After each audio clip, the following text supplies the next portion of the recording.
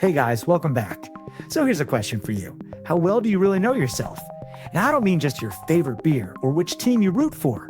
I mean the deep stuff, your thoughts, your feelings, those little patterns you don't even notice, but that shape how you act every day.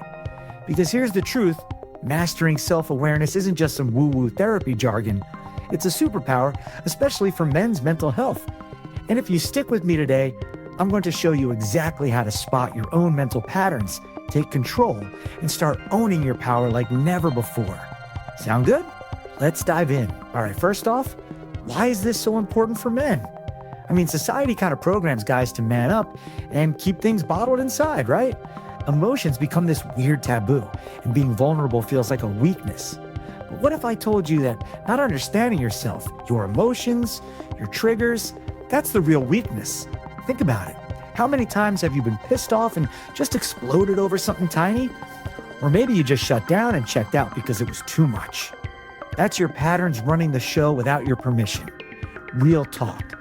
Men often struggle to recognize these patterns because we're not taught to look inward. We're taught to focus on external achievements, jobs, money, status. But inside, that's often the silent battlefield. So mastering self-awareness, it's not just some mental health buzzword. It's the key to breaking free from that silent struggle. Okay, so what exactly is self-awareness? Here's the simplest way to think about it. Self-awareness is like being your own detective. You're observing your thoughts, your feelings, your reactions, not judging them, just noticing. Imagine this, you're driving a car, but instead of being fully in control, there's a backseat driver shouting commands at you all the time. That's your unconscious mind. Your ingrained patterns, habits, and emotional reactions steering your behavior. Self-awareness is stepping into the driver's seat and saying, hey, backseat driver, thanks for the input, but I'm taking control now.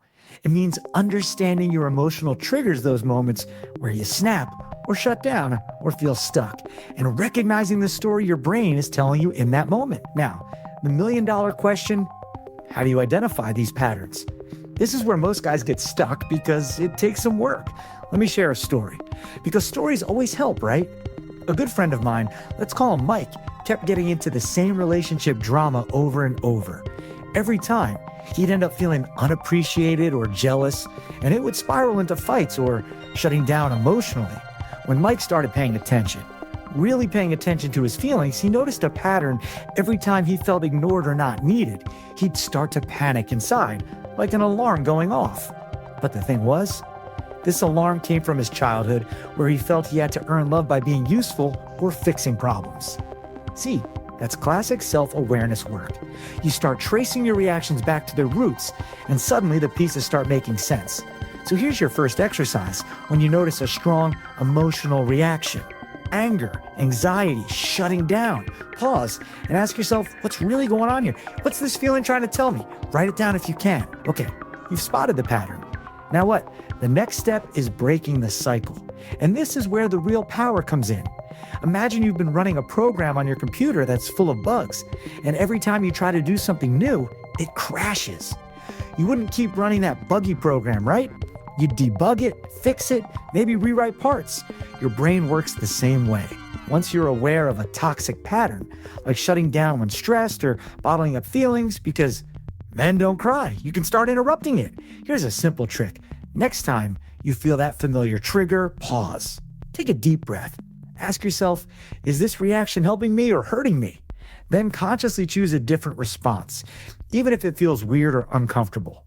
For example, instead of shutting down when your partner tries to talk about feelings, say, hey, I'm feeling overwhelmed right now. Can we take a break and come back to this? That small step is huge. All right, so why does all this matter? Because knowing your patterns and choosing your responses, that's owning your power. Think about it. When you don't know why you react a certain way, you're basically handing control to your past, your fears, your insecurities. But when you understand your mental and emotional patterns, you become the CEO of your own mind. And owning your power isn't about being perfect. It's about being honest with yourself, being willing to face uncomfortable truths, and making choices that move you forward. Plus, this kind of self-awareness improves everything. Your relationships, your work, your confidence, and yes, your mental health.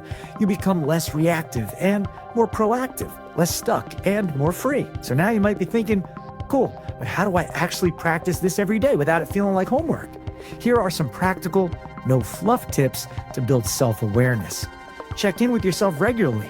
Set a reminder on your phone to pause and ask, what am I feeling right now? It sounds simple, but it rewires your brain. Keep a journal. Write down emotional reactions, patterns you notice, what triggered you. It's like detective work for your mind. Talk to someone you trust. Opening up about your feelings and getting feedback can shine a light on blind spots. Practice mindfulness or meditation. Even 5 minutes a day of sitting quietly and observing your thoughts can boost self-awareness big time.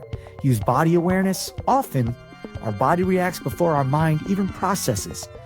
Notice tension, clenched fists, racing heart. That's your body sending signals. Challenge your inner critic. When negative thoughts pop up, ask yourself, is this really true? Or is this just a story I'm telling myself? Remember, this isn't about becoming a perfect Zen master overnight. It's about small, consistent steps. Now, let's talk about the bigger picture. Why does this matter beyond just you? Men's mental health is one of the most overlooked issues out there. Suicide rates for men are significantly higher than women.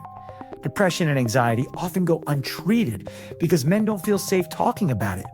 But here's the thing, self-awareness is the first step to breaking that stigma. When men understand their emotions and patterns, they can start having real conversations. It becomes easier to reach out for help, to connect with others, and to support each other. So by mastering self-awareness, you're not just helping yourself, you're helping to change the culture. All right, let me leave you with this. Self-awareness is your secret weapon. It's the difference between being controlled by your past and fears and stepping into your full power as a man. So here's what I want you to do right now. Take 5 minutes today to sit quietly and check in with yourself. What's going on inside? Pick one emotional pattern you've noticed and start writing it down. Share this video with a friend who might need it. Because we all need a little reminder that it's okay to feel, it's okay to change, and it's okay to own your power. Remember, being self-aware isn't about being perfect. It's about being honest, courageous, and committed to your own growth. To wrap it up, mastering self-awareness is like having a personal user manual for your mind. It helps you recognize the patterns that keep you stuck, gives you the power to change your reactions, and opens the door to better mental health and stronger relationships.